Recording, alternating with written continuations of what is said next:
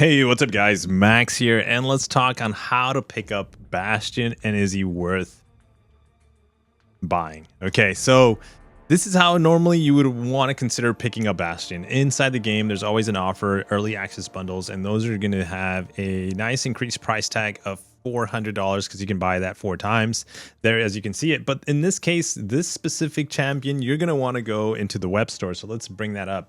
That is not the web store. So the web store is on their website, Kabam's website, and as you can see there is a 7-star guaranteed Bastion. Now this 7-star is how you get this is by spending, or you can trade them in for 500 market points. Basically, how do you get market points? You got to spend $1 per market point, and it's $500 to get a guaranteed 7-star. Let's get it out of the way. A little bit too expensive for my taste, my specific moment for me. You know, whether I would love to have this 7-star Bastion. I'll tell you right now, yes, I did some testing. I enjoy his offensive play style.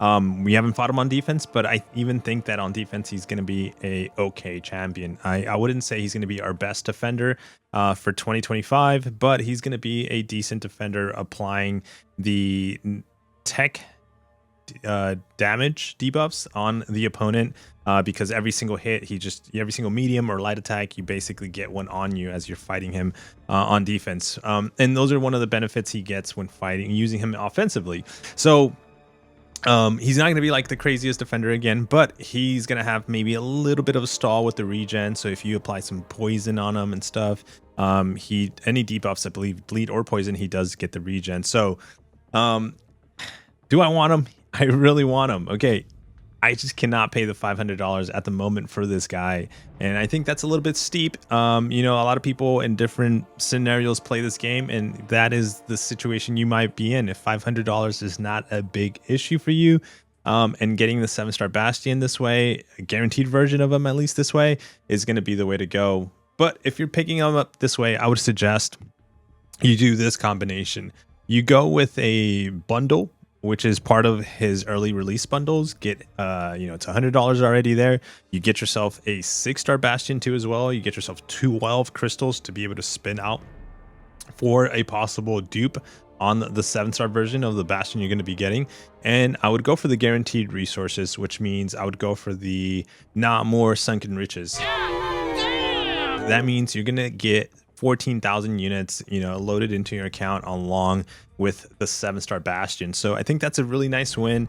If you're okay with the $500 price tag again, to be able to get this guy, you know, all you got to do is spend $500 in their web store. And so I would go for the guaranteed items instead of the like RNG crystals 4 times or 4 purchases, because I like the guaranteed units, and those you can end up saving and spending in the next big event that they have, or spend them, you know, doing content for whatever you need, right? But I would save them for the next big event. So get something out of this purchase for the future. But let's talk Bastion. I had him here just really quickly, and I did some testing, and so get you some thoughts on the idea.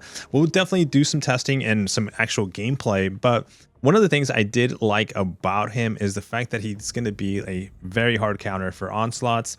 We're seeing a bunch of rank 4 onslaughts out there in battlegrounds on defense and probably Alliance War. And so having him in your account, if you don't have other champions like Jack, you know, like I don't, he's going to be a really great asset for you. So if you're sitting on a rank 2 to 3 gem, 3 to 4 gem tech class, then he's going to be a great champion to use it on. Let's get out the signature abilities or awakened abilities. Do you need them to be high sig? I think if you're going to use them a lot, that extra potency on the Fury that he gets from his awakened ability at sig 200, I think it's really good. I wish we would have done some testing on awakened sig 1 and then sig 200, but now we can't go back. So I do think he does help from his awakened ability, like not mandatory, but I think the damage output is going to be a huge help. And so I think that's going to be good just to get him awakened. And if you can invest some 6 stones into him, I would go a few. If you can invest all 200, I don't think he needs it per se, but I think you're going to enjoy that extra Fury. So does he need it?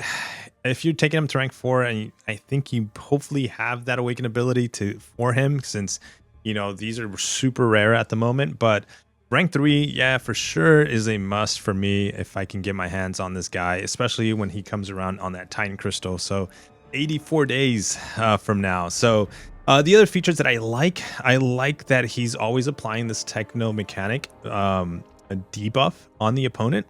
And so basically the idea is to get to 30 of these charges, apply the infection, and then once you have the infection going, you can really just go for that fury. Hopefully you're at the special 2, launch the fury, and then the way you want to get to the fury is by having the infection active on the opponent, because that gives you 2 furies, but also going into like the heavy, canceling into the special 2, and then doing the same for like canceling into the special 1, just because if you do that on the heavies, you do get extra damage. So which is this disintegration right there. The second hit inflicts a 30% disintegration. So offensively, gameplay and styles, I think he's very simple to understand, which is a huge win for me.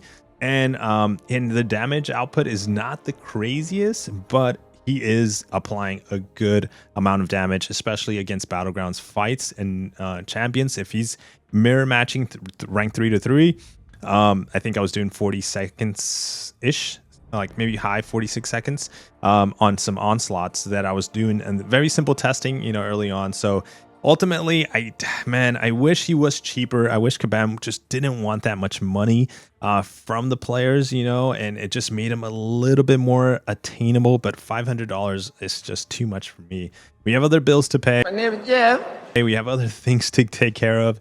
So putting out $500 on a champion, just too much for me at the moment. But I think if he was like at $100 to $300, we would probably definitely do that, because it's more, at least for me, attainable, and I know everybody else financials are going to be different. So you'd be like, hey, $50 for me is doable, but I can't do 100 or 300, so that's where it's different. But I hopefully eventually Kabam in the future does bring down that price tag and makes these champions a little bit more attainable for more people, because at $500 only, obviously some people can get them, but not everybody, so good luck if you got them from the crystals and you got super lucky spending your units on the crystals and being able to pick them up, or if you just bought one of the bundles and you got them from that one bundle. Yeah, that's a big win. So let me know in the comments what you're thinking about Bastion, how your feelings are since I share those with you about Bastion, and if you had them, if you got them and you were able to do some testing, how do you like them, and or from what you've seen, which we'll get some gameplay content going on. This is just early thoughts on my simple testing that I did. We'll definitely do more testing of him and kind of rate the champion, because I do want to give him a rating for this month, since we gave one to Gene. Take care, guys. See you guys on the next one. Okay, peace.